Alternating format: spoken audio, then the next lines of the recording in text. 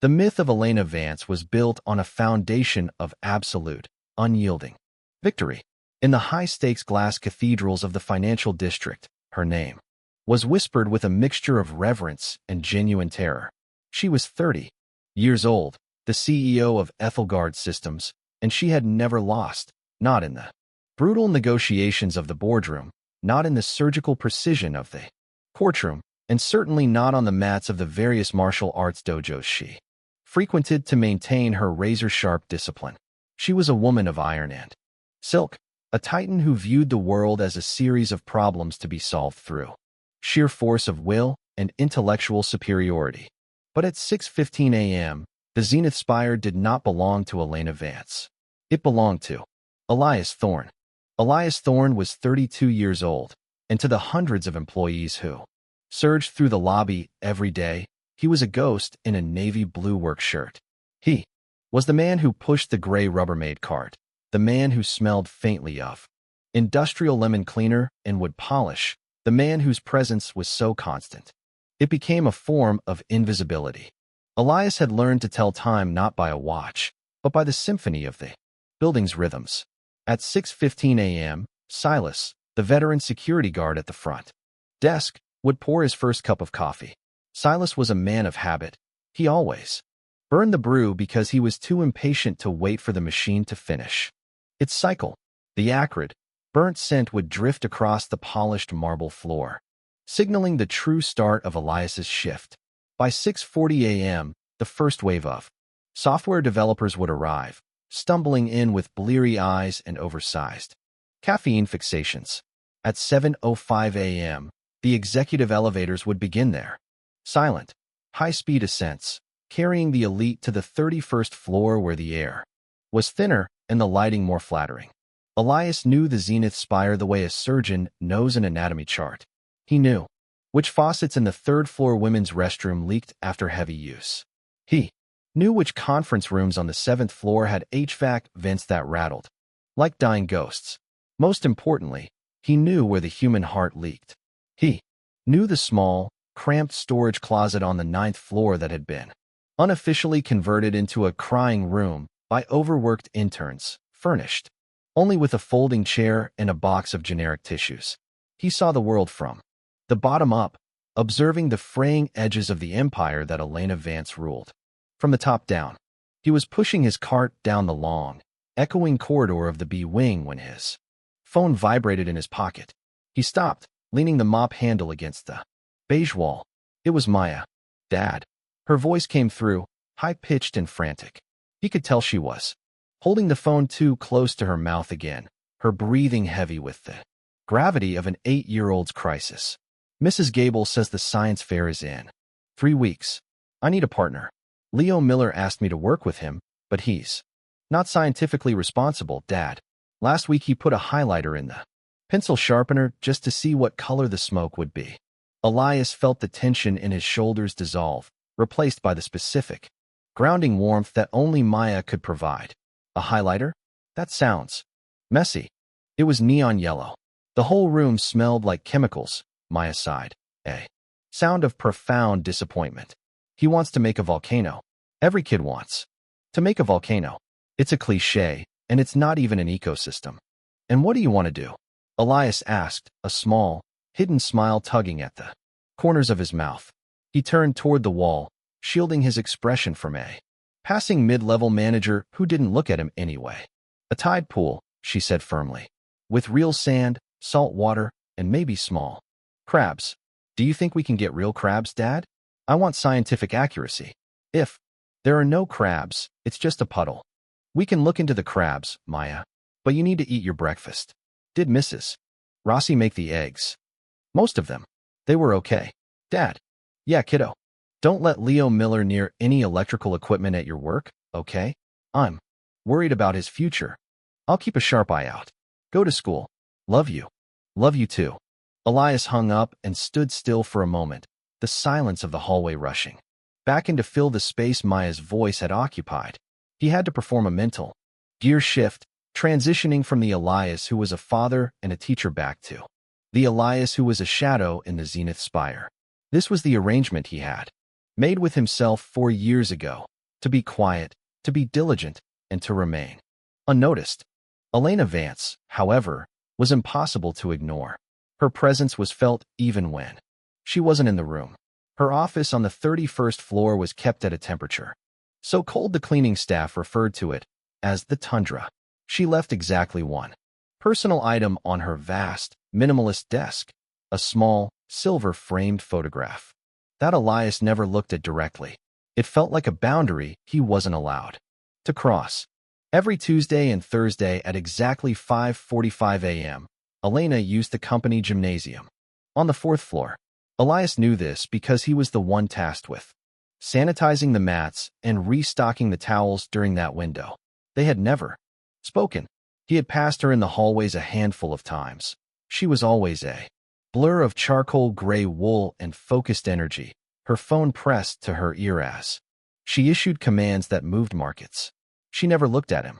To her, he was part of the architecture, like a pillar or a potted plant, that changed on the night of the company mixer. The event was Silas's idea, though the HR department had quickly claimed credit for it. It was billed as a cross-departmental synergy social, designed to make the employees feel like they were part of a family. Usually, maintenance staff weren't invited to these things, but a logistical quirk in the automated invitation system had sent a card to Elias's employee ID. He hadn't intended to go.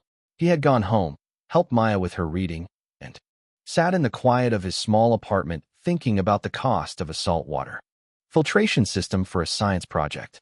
But Maya had found the invitation on his dresser. "You should go, Dad," she had said with that terrifyingly perceptive gaze she'd inherited from her mother. "You never go anywhere where you're just you." So, Elias Thorne went. The 4th floor gym had been transformed. String lights hung from the rafters, and catering stations lined the walls, offering appetizers that smelled better than anything in the building's cafeteria. Elias stayed toward the back, near the service exit, a glass of water in his hand. He watched the room with a practiced, subterranean awareness. He saw the developers huddling in nervous clusters, the sales team performing their loud, boastful rituals, and the junior executives eyeing the door for Elena's arrival. She arrived at 7:43 p.m. The energy in the room shifted instantly, like a compass needle swinging toward a powerful magnet. She wasn't wearing a gown. She was in dark slacks and a blazer, her hair pulled back in a severe, functional knot. She moved through the crowd with the ease of a predator in its own territory. Then, Silas, who had clearly had 3 more drinks than he should have, decided to initiate the fun part of the evening. A foam mat had been laid out in the center of the gym. Elena, in an effort to appear accessible, had been demonstrating basic self-defense moves to a circle of fascinated employees. She was good, technically perfect, her weight distribution flawless. She had already sparred lightly with a few brave souls from the marketing department, dispatched them with a smile and a gentle toss, and was looking for a fresh challenge. "Come on, Thorne," Silas shouted, his voice booming over the music. He grabbed Elias's arm, pulling him toward the circle. "I've seen you move, Elias. You're too quiet to be a klutz. Give the boss a real workout."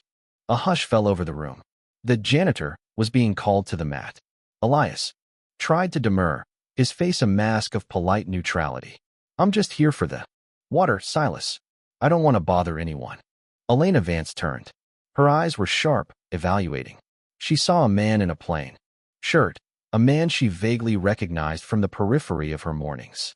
She saw the calluses on his hands and the stillness in his posture. To her, it looked like hesitation. "Don't be shy, Elias," she said, her voice carrying that faint, underlying tone of a challenge. "It's all in the spirit of the evening. I promise I won't bite." The crowd chuckled. Elias looked at Silas, who gave him an encouraging, drunken wink. He looked at Elena, who was waiting in the center of the mat, her hands loose at her sides, her confidence radiating off her in waves. He thought of Maya's voice. "You never go anywhere where you're just you." He set his water glass down on a nearby chair. He took off his overshirt, revealing a plain gray t-shirt that showed the lean, functional cordage of his muscles. He stepped onto the mat. Rules? Elias asked quietly. Elena blinked.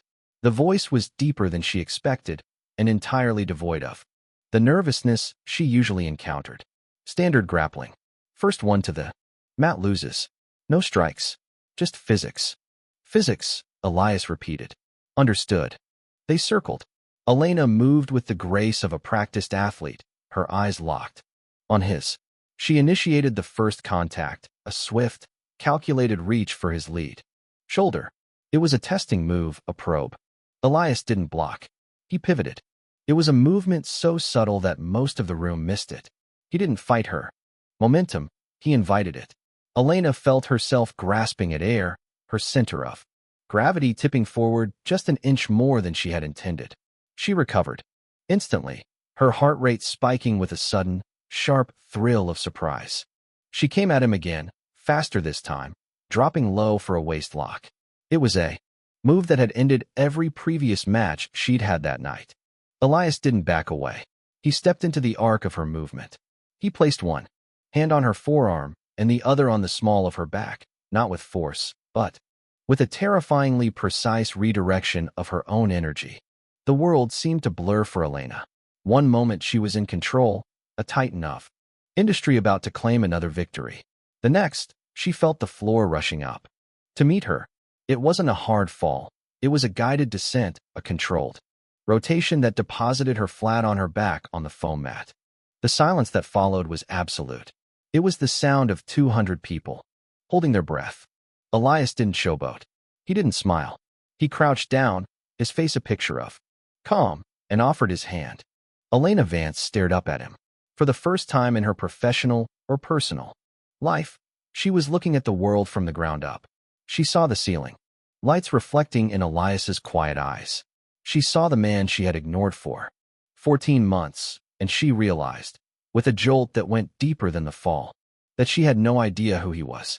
You have good instincts, Elias said softly, his voice meant only for her. Your second approach was much better than your first. You just need to watch your weight on the pivot. He pulled her up. Her hand felt small in his, despite the strength she carried. Once she was on her feet, Elias nodded to the room, retrieved his shirt, and walked toward the side exit. He was out the door and halfway to the service elevator before the room finally broke into a roar of confused, electrified sound. He didn't look back. He had a science fair project to plan, crabs to source, and a daughter to wake up for. School in the morning. He had been himself for exactly 30 seconds, and as he stepped into the elevator, Elias Thorne felt the familiar, heavy shroud of the shadow falling back over his shoulders. But Elena Vance remained on the mat, her hand still tingling from his grip, realizing that the most dangerous secret in her building had been hiding in plain sight, holding a mop. The weekend following the company mixer felt like a slow-motion collapse of the carefully constructed walls Elias Thorne had spent 4 years building. He had lived by a simple code: be silent, be efficient, and be forgotten. But the silence of his small apartment now felt heavy, charged with the kinetic energy of those 30 seconds on the gym mat. He had let the ghost of his former self out of the box, and that ghost was not inclined to go back in quietly. Maya noticed, of course. She was 8, but she possessed a diagnostic clarity that made Elias feel like a transparent screen. On Sunday afternoon, as they sat at the small wooden kitchen table surrounded by sketches of tide pool filtration systems and printouts of crustacean biology, she stopped mid-sentence while describing the molting patterns of porcelain crabs. You're counting again, Dad, she said, her chin resting in her palms. Elias blinked, his hand pausing over a diagram. Counting what? Steps? Or seconds? Or the rhythm of the refrigerator? Maya said. You only do that when you're thinking about the other place. The place before we came to. Harlow City. Elias exhaled, a long, weary sound. I'm just focused on the project, Maya. Scientific accuracy, remember? You can't lie to a scientist, Dad. We're trained to spot anomalies. She reached out and tapped the back of his hand. Whatever happened at your work party, was it a good anomaly or a bad one? It was just an event, kiddo. I should have stayed by the water station. But as he tucked her into bed that night, listening to the rhythmic hum of the Baby monitor he still kept on his nightstand, a relic of his protective instinct. That she frequently protested, Elias knew it was more than an anomaly. It was a breach. He lay in the dark, staring at the ceiling, and his mind did what it always did when he was restless. It replayed the incident. Not the match with Elena Vance, but the moment that had sent him into hiding. The sound of a mat. The sound of a sharp intake of breath. The silence that follows a catastrophe. Monday morning at Zenith Spire was different. The air in the lobby felt thick, with a new kind of scrutiny, as Elias pushed his cart through the gleaming marble entrance at 5:15 a.m. He could feel Silas's gaze from the security desk. Silas wasn't burning the coffee this morning. He was sitting unusually still, his eyes tracking Elias with a mixture of awe and trepidation. "Thorne," Silas called out as Elias passed. Elias didn't stop, but he slowed his pace. "Morning, Silas." "The executive floor has been talking," Silas said, lowering his voice until it was a gravelly whisper. "I've had 3 VPs ask me who you are. I told them, you're the guy who keeps the floors shiny, but they didn't look convinced. You didn't just beat her, Elias. You dismantled her. People don't know what to do with that." "It was a friendly match, Silas. Nothing to analyze." "Friendly? Kid, I've watched Elena Vance for years. She doesn't do friendly. She does conquest. And you? You treated her like she was a student. Be careful. People who climb that high don't like being reminded that the ground is still there." Elias nodded, gripped the handle of his cart, and retreated into the service elevator. He spent the next few hours in a fugue state of productivity, cleaning the glass partitions on the 4th floor with a ferocity that left his arms aching. He was in the equipment room adjacent to the gym at 6:04 a.m. on Tuesday. When the door opened, he didn't need to turn around to know who it was. The atmosphere in the room shifted, turning cold and sharp. Elena Vance was dressed in black leggings and a light gray performance top, her hair tied back so tightly it looked painful. She didn't look like a CEO, she looked like a soldier preparing for a debrief. She stood in the doorway, a water bottle in one hand, watching him as he organized a stack of fresh towels. "I come in here every Tuesday and Thursday at 5:45, she said. Her voice was level, but there was a tremor of something, irritation or perhaps genuine curiosity underneath. "I know," Elias said, his back still to her. "I've cleaned this floor during this hour for 14 months. A long silence stretched between them. Elias finally turned. Elena was looking at him with the focused intensity of a hawk. It was the CEO look, the one designed to make subordinates wither. Elias met it with the flat, unblinking stillness of a man who had seen much worse things than a displeased executive. "So we've been in the same room, at the same time, for over a year," she said, stepping further into the small room. "And you never once said a word. You were always on a call, Ms. Vance. Or you were focused on your workout. It wasn't my place to interrupt. And on Saturday, was it your place to drop me in front of 200 employees?" Silas asked. "You accepted." "I simply followed the physics of the situation." Elena's jaw tightened. "Physics? Right. I ran your name through HR yesterday." Elias didn't flinch, though his heart hammered against his ribs. "I'm sure the file is very standard." "It is. Background check clear, previous employment listed as consultant, no criminal record." But then I looked at the footage. Not the phone clips, the security feed. I have access to the high-definition angles. She stepped closer, her water bottle forgotten on a nearby bench. "You weren't just grappling, Elias. You were managing the room. You were controlling exactly how I landed, ensuring my neck was supported, ensuring the impact was minimal. It was a masterpiece of suppression." "I was being polite," Elias said quietly. "Polite?" Her voice rose an octave, a flash of genuine anger sparking in her eyes. "You went easy on me. Don't bother denying it. You treated the CEO of this company like a child who might bruise if you played too rough." Elias set the towels down. He gave her his full attention, a gesture that seemed to startle her. When he spoke, the janitor persona vanished entirely, replaced by the ghost Maya feared. "It wasn't about you being fragile, Elena. It was about the room. There were 200 people watching. If I had gone full force, if I had ended it in 5 Seconds instead of 30, the narrative would have been about a man attacking his boss. It would have created a void in your authority that you'd spend 6 months trying to fill. I made a choice to ensure that when you got up, the room saw a leader who had participated in a sport, not a victim of an assault. It wasn't charity. It was a calculation. Elena stared at him, her breath hitching. The sheer arrogance of his statement, the idea that he was the one protecting her, should have infuriated her. But there was a logic to it that she couldn't ignore. She had spent her life calculating. She recognized the language. "Where did you train?" she asked, her voice softer now. "A long time ago," Elias replied, picking up his card handle. "I have a floor to finish, Ms. Vance." He pushed past her, the plastic wheels of the cart squeaking on the linoleum. He didn't look back, but he could feel her eyes on his spine. The rest of the week was a blur of heightened anxiety. Elias felt like he was walking through a minefield. On Wednesday afternoon, he found an envelope taped to his locker in the basement.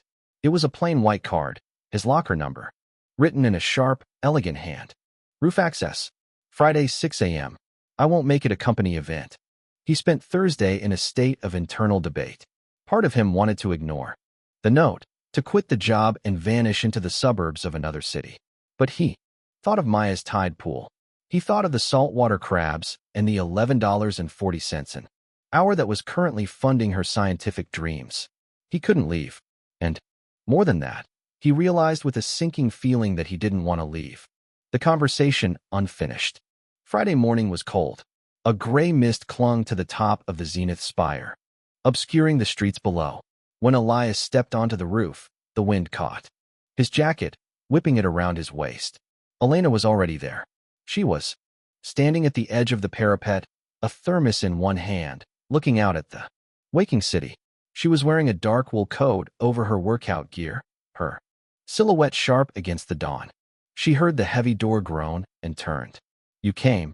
You left a card," Elias said, walking toward her. He stopped a respectful distance away. "That's a strange thing for a CEO to do. I had my assistant find your locker." She was confused. "I told her I was investigating a maintenance issue." Elena poured coffee into the thermos cap and handed it to him. "It's black. I didn't know if you took sugar." Elias took the cap. The heat seeped into his palms. They stood in silence for several minutes, watching the first hints of orange bleed into the gray horizon. "I ran a more specialized search," Elena said, her voice barely audible over the wind. "I have contacts in government consulting, people who have access to the files HR can't see." Elias felt the world go still. "Elias Thorne isn't your full name," she continued. "Or rather, it's the name you took after you resigned. You were a chief instructor for a Tier 1 military contractor. 14 years of service. 2 commendations for valor that are still classified. You weren't just a consultant. You were the man they sent to teach the elite how to survive." Elias drank the coffee. It tasted like ash. "Is there a point to this, Ms. Vance?" "The point is Daniel Reyes," she said. Elias's hand shook, just for a fraction of a second, but it was enough. He looked away, his gaze fixing on the distant lights of a bridge. "I found the incident report," Elena said, her voice devoid of its usual sharp edge. "For years ago, a training exercise. You were running a high-intensity grappling sequence with a young recruit. Daniel Reyes, 23 years old. High potential. The report says it was a freak accident, a shift in the mat, a miscalculation of momentum. His C5 vertebra was shattered. He's paralyzed from the chest down." "The report was wrong," Elias said. The words were cold, hard, and final. Elena turned to look at him. "The review cleared you of all negligence. It said, you followed every protocol. They wanted you to stay. They offered you a promotion to overlook it." "I didn't overlook it," Elias said, turning to face her. His eyes were no longer quiet. They were burning with a decade of suppressed grief. "I was his instructor. My entire job, the only reason I existed, was to read the room, to see the injury before it happened. I saw Daniel shift. I saw his weight go to his heels, and I wasn't fast enough.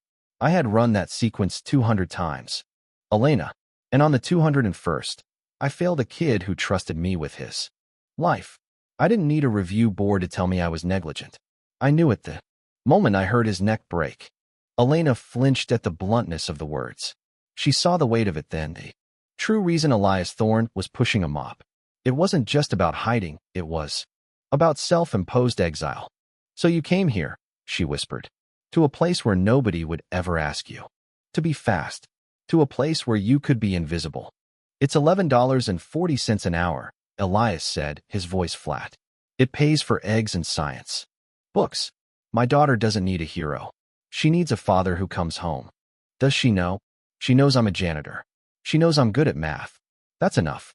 The wind gusted between them, a cold reminder of the altitude. Elena looked at her thermos, her knuckles white. My father ran a firm half this size, she said, her voice taking on a strange, distant quality. He believed that excellence was the only language worth speaking. If you weren't the best, you were ordinary. And ordinary was a sin. I spent 20 years trying to prove I wasn't a sin. When I made the cover of Capital magazine, he called me for the first time in 3 years. We spoke for 6 minutes. He told me he was proud, and then he asked if I could help him restructure his retirement fund. He didn't want a daughter. He wanted a winner. She looked at Elias. We're both carrying ghosts, Elias. Yours is a student who can't walk. Mine is a father who only sees me when I'm on a pedestal. That's why Saturday bothered me so much. You knocked me off the pedestal, and for 30 seconds, I wasn't the winner. I was just on the floor, and you were the only person in 10 years who bothered to offer me a hand up without wanting something in return. Elias looked at her, really looked at her, and saw the cracks in the silk. She wasn't just a titan. She was a woman who was tired of being cold. I'm sorry about your father, Elias said. Don't. Condolences are for the ordinary. She managed a small, bitter smile. I didn't bring you up here to exchange tragedies. I brought you up here because I organized a rematch. Elias froze. A rematch. For the quarterly leadership summit next month. I booked the main auditorium. I was going to make it a formal demonstration. A reclamation of my reputation. She looked at the city again. But standing here, listening to you, I realize how pathetic that sounds. I was going to use the company's infrastructure to bully a man who just wants to buy his daughter a saltwater tank. Elias was silent for a long moment. I saw the booking on the digital calendar. I figured that's why you invited me. I'm canceling it, she said. I'll tell HR there was a scheduling conflict. No, Elias said. Elena blinked. No. They'll think I have something on you. Elias stepped closer, the thermos cap still in his hand. Come to the gym. Thursday mornings. 5:15 a.m. Why? Because you have good instincts, but your weight is still wrong on the pivot. And if you're going to be the CEO of a company this size, you should at least know how to take a fall without breaking. Elena stared at him, her eyes wide. You're offering to train me? I'm offering to help you speak the language your father loved, but with better grammar, Elias said. No audience. No auditorium. Just the mat. And in exchange, you're going to stop digging into my file. Elias Thorne is the only man who works here. Chief Instructor Thorne is dead. Elena looked at him, the dawn light finally breaking over the skyline, painting her face in shades of gold. She reached out her hand, not for a grapple, but for a pact. Thursday, 5:15 a.m., she agreed. As Elias walked back to the service stairs, his heart felt marginally lighter. The weight of Daniel Reyes was still there, a permanent fixture in the architecture of his soul, but for the first time in 4 years, he wasn't carrying it alone in the dark. He had a student again, and as he descended back into the bowels of the zenith spire, Elias Thorne realized that invisibility was a shield, but sometimes being seen was the only way to heal. The transition from a shadow to a mentor happened in the dim, pre-dawn light of the zenith spire's 4th floor. For Elias Thorne, the gym sessions at 5:15 a.m.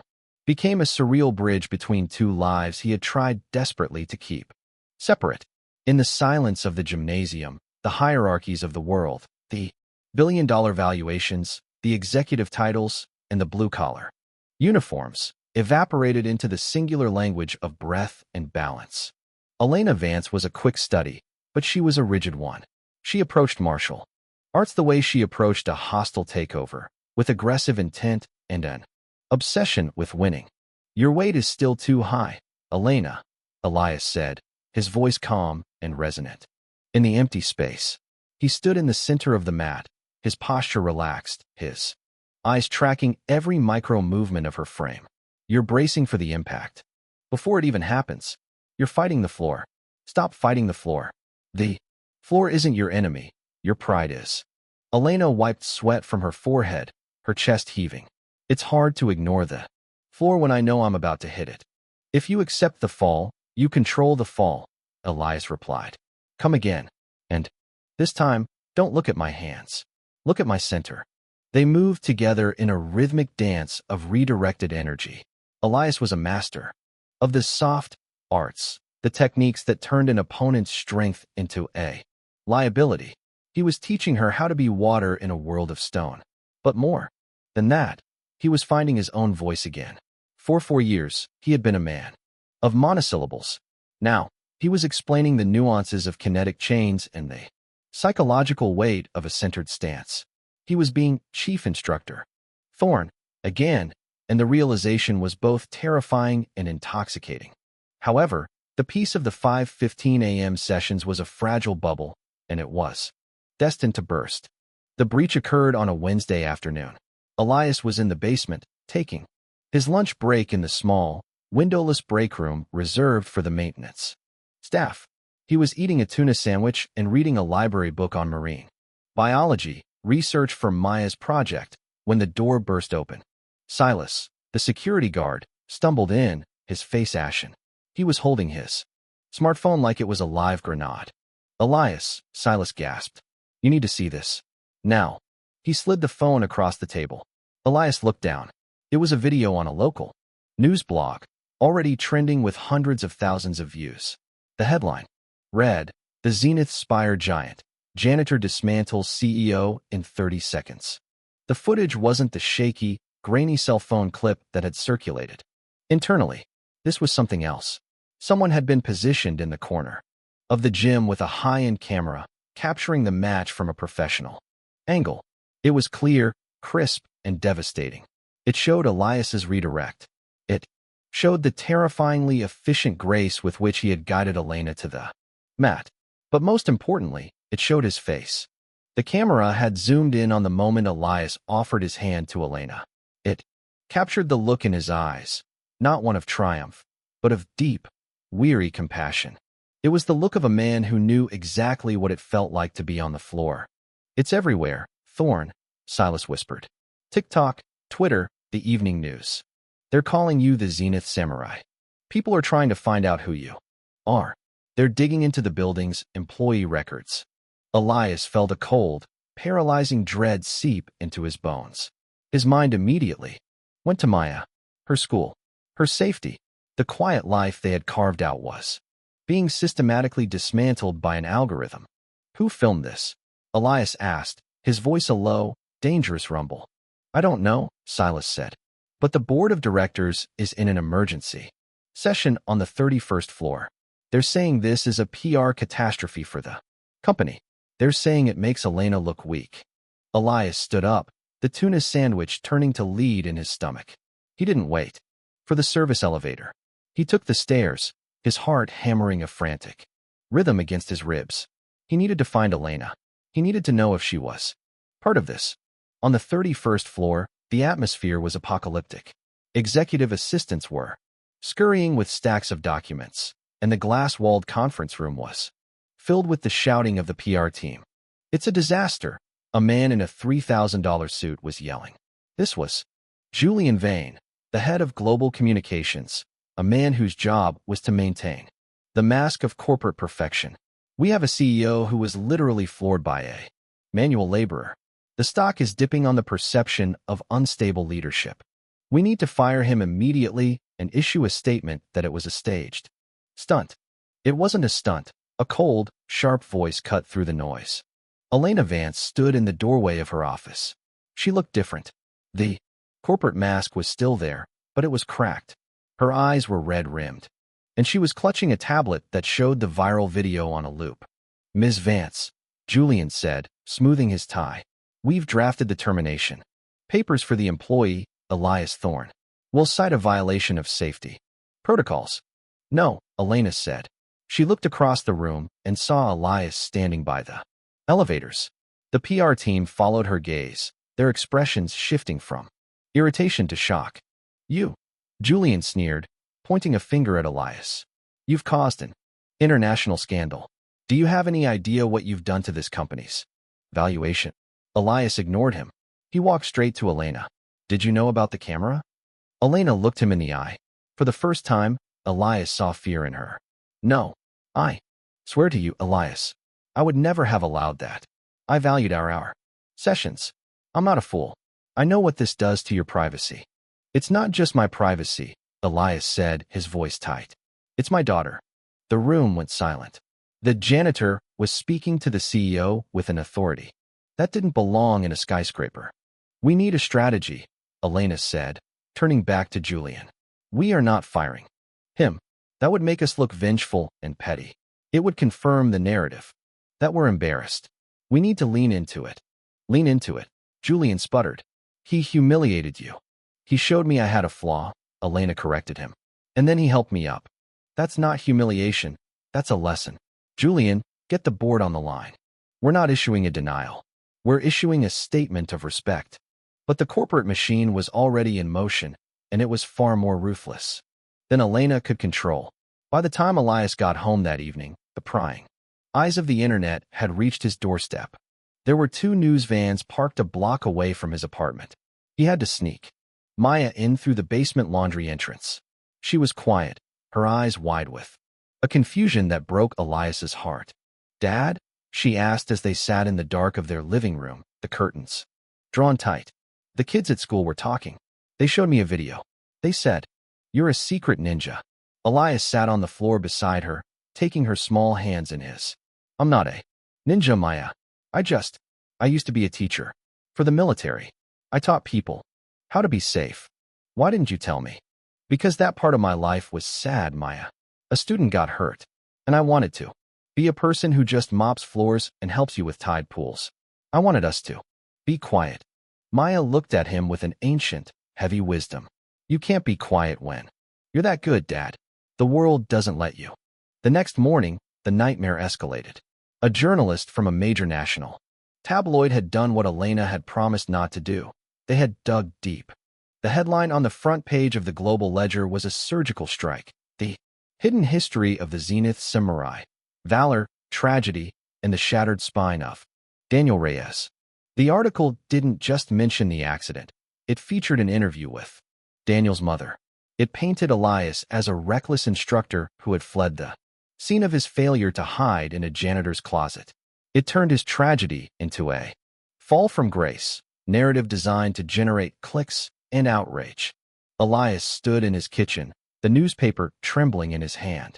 The weight of Daniel Reyes, which had been a private cross to bear, was now a public spectacle. He felt the walls closing in.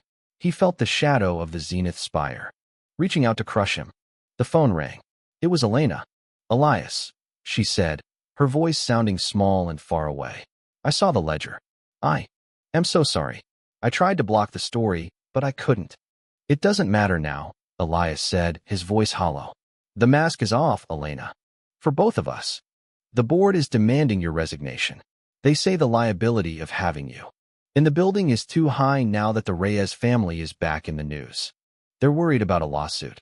I'll be out by noon, Elias said. No, Elena said, her voice suddenly sharp and commanding. Don't you dare run. Again, Elias. That's what they want. They want the janitor to vanish back into the shadows so they can go back to their comfortable, fake world. If you leave now, you're letting them win. You're letting the accident define you forever. What do you want me to do, Elena? I'm a man who mops floors. Not anymore, she said. I'm calling a press conference in the lobby at 2:00 p.m. I'm going to stand in front of those cameras and tell them the truth. Not the corporate truth, the real one. And what am I supposed to do? I want you to stand beside me, she said. Not as a janitor. As my instructor. The lobby of the Zenith Spire was a sea of flashing lights and shouting voices. At 2 p.m., every major news outlet was there, their lenses trained on the podium where the Ethelgard Systems logo gleamed in the artificial light. Elena Vance walked out first. She wasn't wearing the blazer. She was wearing a simple, dark sweater, her hair down, her face devoid of the heavy makeup she usually wore for public appearances. She looked human. She looked vulnerable. "My name is Elena Vance," she began, her voice steady despite the chaos. "And for 30 seconds 3 weeks ago, I was the most honest I've been in my entire career. I was defeated. I was shown that my power, my money, and my status meant nothing against the skill and character of a man who has more integrity in his little finger than this entire building has in its foundation." The room went quiet. The media has spent the last 24 hours trying to destroy Elias Thorne. They have taken a tragedy, a training accident that broke his heart as much as it broke the body of Daniel Reyes, and turned it into a weapon. They have called him a coward for choosing a quiet life. But I tell you this, it takes more courage to mop a floor with the weight of that grief on your shoulders than it does to run a billion-dollar company. She turned toward the side entrance. "Elias, please." Elias stepped out. He wasn't in the navy blue work shirt. He was in a dark, simple suit he hadn't worn in 4 years. He felt the heat of the cameras, the blinding flash of 1,000 eyes. He felt the ghost of Daniel Reyes standing right behind him. But then he looked at Elena. She wasn't the titan anymore. She was the student who had learned how to fall. He walked to the podium and stood beside her. "My name is Elias Thorne," he said, his voice projecting with the authority of the mats. "And I did not come here to hide. I came here to protect the person I love most in the world, my daughter. And I came here because I realized that you cannot heal in the dark." He looked directly into the lead camera. "To Daniel Reyes, I am sorry. I have been sorry every second of every day for 4 years. I ran because I thought my presence was a reminder of your pain. But I realize now that my silence was a form of desertion. I am done running." Elena reached out and took his hand. It wasn't a PR move. It was a bridge.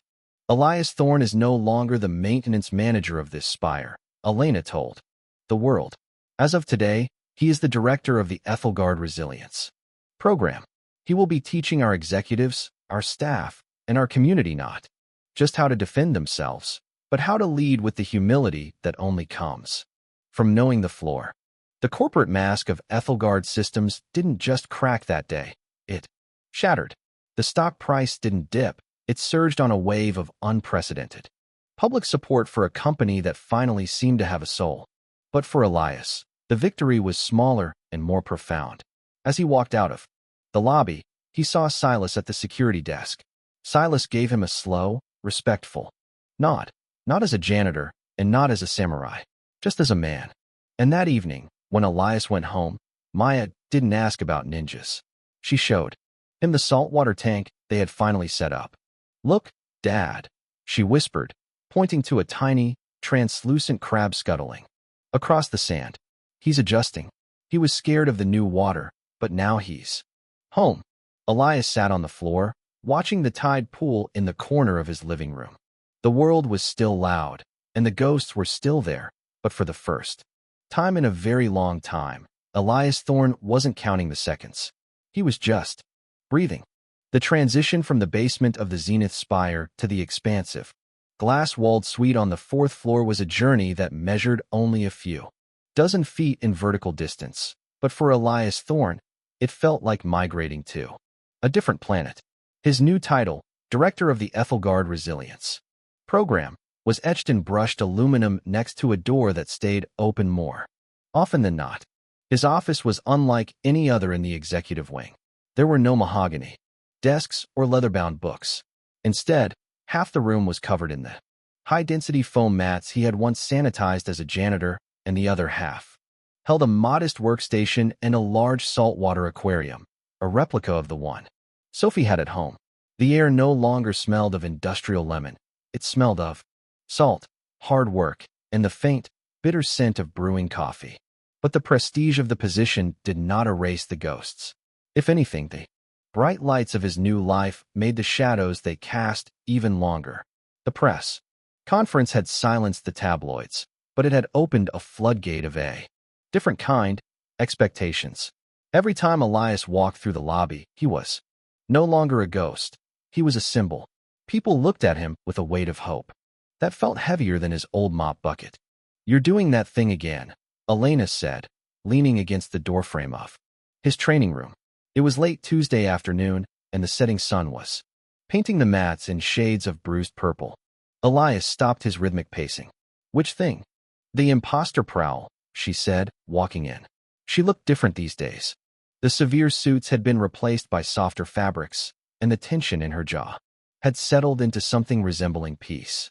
"You're looking at the mats like you expect someone to ask you to roll them up and put them back in the closet." "Old habits," Elias admitted, wiping a hand across his face. "I spent 4 years trying to be nothing, Elena. Being something is exhausting." "You aren't something to them, Elias. You're a teacher. There's a difference." She handed him a tablet. "The first cohort of managers finished their introductory module today. The feedback isn't just good, it's transformative. They're talking about psychological safety and centered leadership. You've changed the vocabulary of this company in 6 weeks. I just taught them how to breathe before they yell at their subordinates." Elias demurred, which is more than any 6-figure consultant ever managed. Elena's expression softened. "How is Sophie adjusting? I noticed she hasn't sent me any more scientific corrections to my public statements lately." Elias smiled, a real, unburdened smile. "She's busy. The district science fair is coming up, and she's obsessed with the nitrogen cycle. She told me yesterday that my leadership is interesting, but it lacks the predictable data points of a healthy tide pool. She's a formidable human being, Elias, just like her father." But as Elena left, the smile faded. He sat on the edge of the mat and pulled a crumpled piece of paper from his pocket. It wasn't a report or a training schedule. It was a letter that Sophie had written 3 nights ago, one he wasn't supposed to find.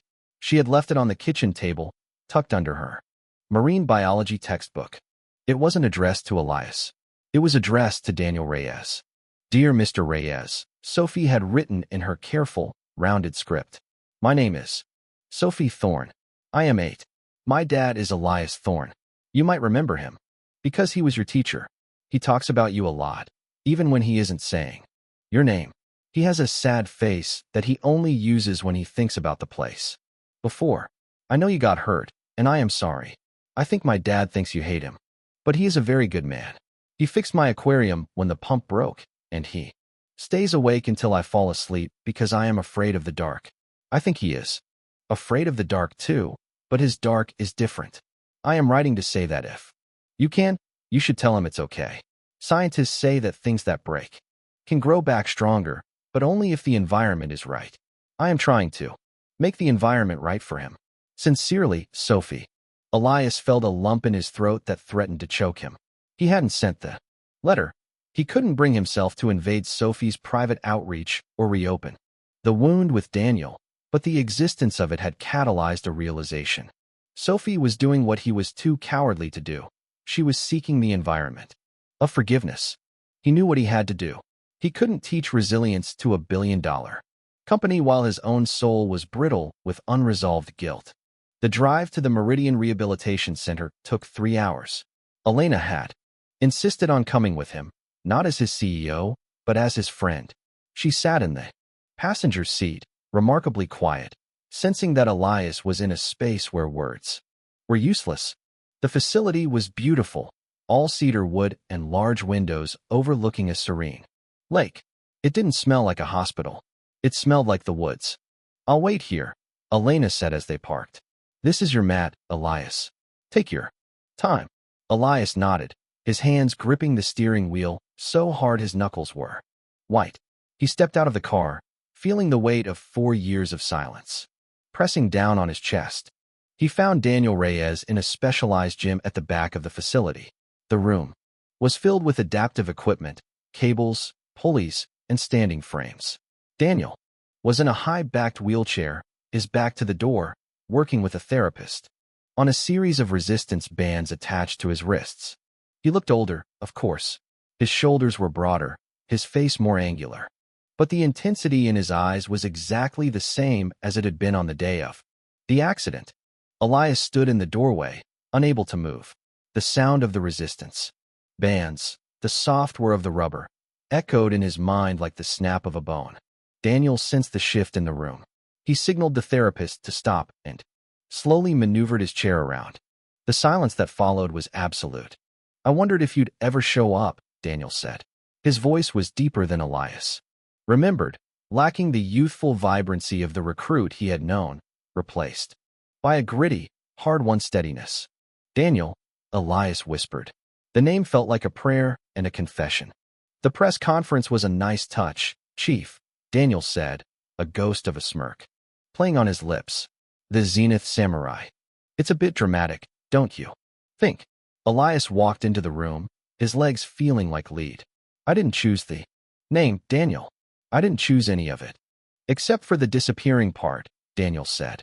The smirk vanished, replaced by a gaze that was painfully direct. "You vanished, Elias. No calls, no letters. Just a void where my mentor used to be. I thought my presence was a poison to you," Elias said, his voice cracking. "I thought every time you saw my face, you'd see the moment your life changed. I wanted to give you the chance to heal without the reminder of the man who broke you." Daniel looked at his hands, which were resting on the armrests of his chair. They were still, but they were strong. "You didn't break me, Elias. Physics broke me. A miscalculation broke me. You were just the man holding the other end of the rope." He looked back up at Elias. "You know what was the hardest part? Not the surgeries. Not learning how to use a straw. It was realizing that the man I trusted to teach me how to be strong was so fragile that he couldn't handle a mistake. I didn't need your absence, Chief. I needed your help. I needed to see that you could get back up, because if you couldn't, what hope did I have?" Elias sank onto a nearby weight bench, his head in his hands. The weight of Sophie's letter, of Elena's trust, of 4 years of self-flagellation, finally shattered. He wept, not the quiet, controlled tears of a man who was managing, but the racking, ugly sobs of a man who was finally, truly broken. Daniel watched him for a long time. Then, with a slow, laborious effort, he rolled his chair forward until his knees touched Elias's. He reached out a hand that lacked full sensation but was filled with intent, and placed it on Elias's shoulder. "Stop it," Daniel said, his voice firm. "I'm not a tragedy, Elias.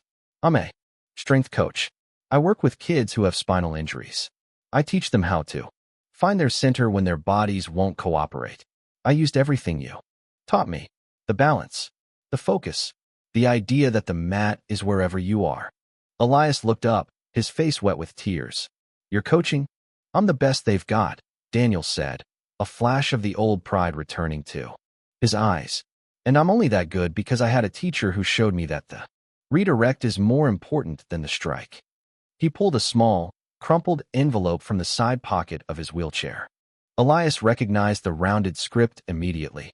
"I got a letter yesterday," Daniel said, "from a very smart scientist named Sophie. She told me I should tell you it's okay. She said the environment has to be right for things to grow." Daniel leaned back, a genuine smile finally breaking across his face. "The kid is right, Elias. The environment is right. I forgive you, not because you're a hero on the news, but because you're the man who stayed awake until his daughter fell asleep. That's the Elias Thorne I want to know." The drive back to Harlow City felt different. The gray mist had lifted, revealing a sky of brilliant, piercing blue. Elias sat at the wheel, his hands relaxed, his breathing deep and rhythmic. "You look different," Elena said, looking at him from the passenger seat. "I feel lighter," Elias said, like the gravity of the spire finally stopped pulling on me. "Daniel is a remarkable man. He's better than I ever was," Elias said. "He took the fall and turned it into a foundation." As they pulled into the city, Elena's phone buzzed. She looked at it, her expression hardening. "It's my father," she said. "He saw the press conference. He saw the resilience announcement. He's calling an emergency meeting of the majority shareholders. He says I've diluted the brand with my emotionalism." Elias looked at her.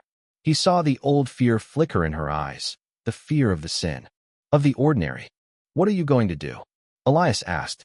Elena looked at the skyline, at the zenith spire gleaming like a needle in the Son. She thought of the floor. She thought of the redirect. She thought of the man sitting beside her who had survived the dark. I'm going to go into that meeting, she said, her voice turning to iron. And I'm going to show him that a brand isn't a logo. It's the people who are willing to stand back up. I'm going to use your vocabulary, Elias. And if he tries to push you off the pedestal? Elena smiled, and this time, it was the smile of a predator who had learned how to be human. Then I'll just accept the fall, because I know exactly how to get back up. That evening, Elias walked into his apartment. The saltwater tank was humming quietly in the corner. Sophie was sitting on the floor, her notebook spread out around her. She looked up as he entered. She didn't ask how it went. She didn't ask if he was okay. She just looked at his face, at the happy face that was finally truly back. Elias walked over and sat on the floor beside her. He pulled her into a hug, a long, fierce embrace that smelled of salt and home. I got your message, he whispered into her hair. The scientist was right. The environment is perfect. Sophie pulled back, her eyes shining with a patient certainty. I told you, Dad. Forgiveness is just physics. You have to move toward the center. Elias Thorne, the Zenith Samurai, the director of resilience, and the man who mops floors, looked at his daughter and realized that the greatest lesson he had ever learned didn't come from a mat or a book. It came from an 8-year-old girl who knew that the strength to forgive was the most powerful redirect in the world. And as the city lights twinkled outside their window, Elias realized that he wasn't a shadow anymore. He was the light that was helping a scientist grow. The transformation of Ethelgard systems was no longer a quiet internal shift. It had become a case study in corporate evolution. The resilience wing on the 4th floor was now the beating heart of the company. It was a place where VPs, inexpensive hosiery practiced falling, and where the janitorial staff, Elias's former colleagues, were invited to lead seminars on the geography of efficiency. Elias Thorne had traded his mop for a curriculum, but he had kept his soul. He still arrived at 5:15 a.m., and he still checked in with Silas at the security desk, though the burnt coffee was now a nostalgic memory replaced by a high-end espresso machine that Silas guarded with equal ferocity. But as the district science fair approached, and as the internal politics of Ethelgard reached a boiling point, Elias realized that the hardest part of a new beginning wasn't the start, it was the maintenance. The storm arrived on a Thursday morning in the form of Arthur Vance. Elena's father did not enter a building. He laid siege to it. He arrived with a phalanx of 3 senior lawyers and a cold, predatory silence that turned the lobby's air to ice. He didn't go to the reception desk. He walked straight to the executive elevators, his presence a reminder of the old Ethelgard, a world of iron metrics and the sin of the ordinary. Elias was in the 4th floor training room, guiding a group of middle managers through a centered breathing exercise. When his internal alarm went off, he saw the elevator lights skip the middle floors and race toward the 31st. Continue the sequence, Elias told the group, his voice steady but his mind already miles ahead. Focus on the transition between tension and release. I'll be back.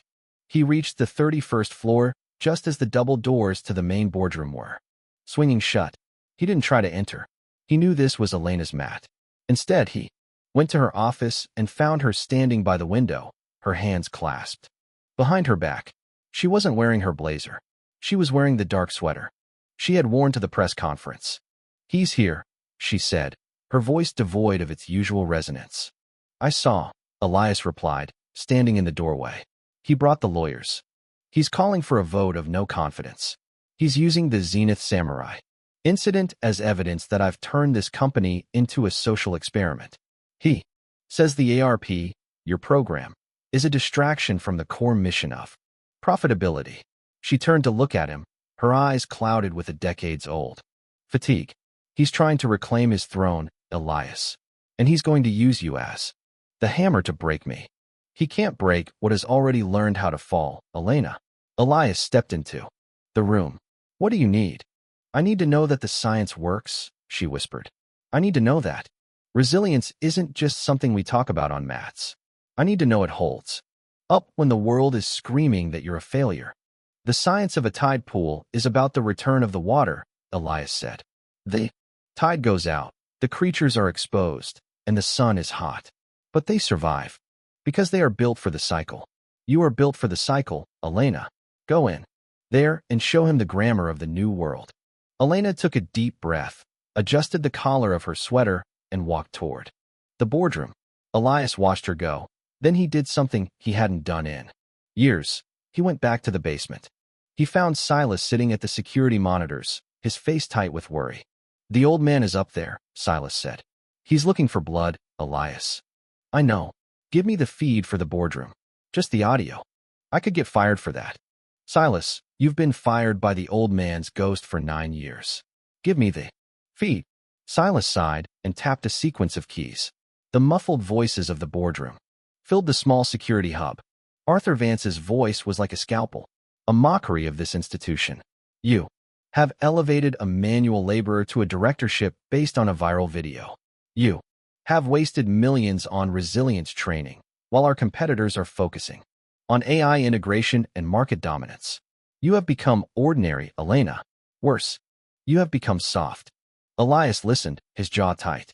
He heard Elena's response. It wasn't defensive. It was calm. I haven't become soft, father.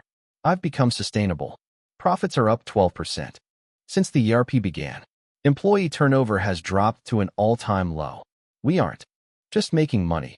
We're making a company that can survive a crisis without collapsing into infighting. You call it ordinary. I call it an ecosystem. An ecosystem is for the woods. Arthur shouted. This is a spire. We are at the top, and there is nowhere to go but down if you lose your edge. Then I'll take the fall, Elena said, because I know how to get back up. Do the board members agree with the chair's assessment? A silence followed. Elias held his breath. Then, a voice he recognized the most. Senior shareholder, a woman who had known Arthur for 40 years, spoke up. Arthur, the quarterly reports don't lie. The company is healthier than it was under your tenure. And frankly, your daughter's softness has made the board meetings significantly more productive. I move that we reject the motion for a no confidence vote. Elias felt a surge of triumph, but it was short-lived. Arthur Vance wasn't a man who accepted rejection. He stood up, the sound of his chair scraping against the floor echoing through the speakers. You'll regret this, Arthur hissed. You've invited a ghost into this building, and he will haunt you until it falls. Arthur Vance stormed out of the boardroom and toward the elevators. But he didn't go to the lobby. He pressed the button for the 4th floor. Elias was waiting for him in the resilience wing. The managers had finished their session and left. The room was empty, the mats a sea of gray and blue. Arthur Vance walked in, his lawyers trailing behind like shadows. He looked at the room with profound disgust. You, Arthur said, pointing a finger at Elias. The janitor. Director Thorne. Elias corrected him, his voice low and steady. You think you've won. You think you found a shortcut to the top by tripping my daughter. Arthur stepped onto the mat, his polished leather shoes a sacrilege against the training surface. I've seen men like you before. You're a parasite. You feed on the guilt of people more successful than you. I'm a teacher, Mr. Vance. And right now, you're in my classroom. Your classroom? Arthur laughed, a harsh, jagged sound. This is my building. I laid the first stone of this company while you were still playing soldier. You've poisoned Elena's mind with this nonsense about falling and vulnerability. You've made her weak. She's stronger than you've ever been, Elias said, stepping closer. Because she doesn't need to be perfect to be worthy. She's learned that the floor isn't a defeat, it's a foundation. You wouldn't understand that, because you've spent your whole life terrified that if you slip, the world will finally see you for what you are, a man who is only tall because he's standing on his daughter's shoulders. Arthur's face turned a dangerous shade of purple. He lunged forward, not with any skill, but with the raw, blinded rage of a man who had lost his grip on reality. Elias didn't move until the last second. He didn't strike. He didn't grapple. He simply shifted his weight and used the lightest touch on Arthur's forearm to redirect the old man's momentum. Arthur Vance stumbled, his own weight carrying him past Elias and down onto the mat. He didn't hit hard. Elias had ensured that, but he was down. He lay there, gasping, his expensive suit rumpled, his dignity shattered in front of his lawyers. Elena appeared in the doorway. She had seen it all. She didn't look at Elias. She looked at her father. "Help him up, Elias," she said quietly. Elias crouched down and offered his hand. Arthur Vance stared at it like it was a viper. He looked at his lawyers, then back at the hand. He didn't take it. He scrambled to his feet on his own, his eyes burning with a hatred that was finally truly impotent. "Get out," Elena said to her father. "Not just of the wing, of the spire. Your retirement fund is secure, father, but your influence here is finished. Go and be extraordinary somewhere else." Arthur Vance left without a word. The lawyers followed, their briefcases clutched tight. The doors closed, and the silence of the fourth floor returned. Though it felt different now, cleaner, like the air after a storm. Elena walked onto the mat and stood beside Elias. "The science held up," she said, her voice trembling slightly. "It always does," Elias replied. "The cycle is complete." The Westbrook Middle School gymnasium was a chaotic symphony of trifold boards, bubbling beakers, and the high-pitched chatter of 80 hopeful scientists. Sophie Thorne stood behind her table, her posture straight, her face a mask of professional focus. Her project, the nitrogen cycle and the resilient tide pool, was a masterpiece of eighth-grade engineering. The tank was gleaming, the sand perfectly stratified, and Carl the hermit crab was perched atop a piece of driftwood, looking for all the world like a king on his throne. "You're nervous," a voice said from beside her. Sophie looked up and saw Daniel Reyes. He was in his specialized chair, dressed in a sharp polo shirt, a visitor's badge clipped to his chest. He had driven down with Elena to support the chief's daughter. "Scientists don't get nervous, Mr. Reyes," Sophie said, though she was twisting a strand of hair around her finger. "We just experience heightened physiological responses to high-stakes variables." Daniel laughed. "Right. Sorry. My mistake. It looks great, Sophie. The chief told me about the filtration system. It's better than the one I had in the army." "It has to be. Carl is very sensitive to pH fluctuations." Sophie's eyes darted toward the entrance. "Where's Dad?" "He had a meeting," Daniel said, "but he promised he'd be here for the judging." "He's always at meetings now," Sophie sighed, but there was no bitterness in it, only a quiet pride. "Being director of resilience is a lot of work." "It's a lot of weight," Daniel corrected her, "but he's better at carrying it than he used to be." Suddenly, a hush began to spread through the gymnasium. The students toward the entrance stopped talking, and heads began to turn.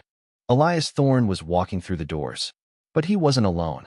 Beside him was Elena Vance, and behind them was a group of 20 employees from Ethelgard Systems, Silas, the junior developers, even Julian Vane from Global Communications. They were all wearing buttons that said, "Team Tide Pool." Elias walked straight to Sophie's table. He didn't look like a director. He looked like a father. "We're a little late," Elias said, leaning down to kiss Sophie's forehead. "The board had some final paperwork to sign." "Did you bring the whole company?" Sophie asked, her eyes wide. "They wanted to see the science," Elena said, stepping forward. She looked at the tide pool, her eyes tracing the layers of sand and rock. "It's beautiful, Sophie. It looks stable." "It is," Sophie said, her confidence surging. "The nitrogen cycle is balanced. The waste is converted into nutrients. The environment is perfect for growth." The judges arrived 10 minutes later, 3 stern-looking high school teachers with clipboards.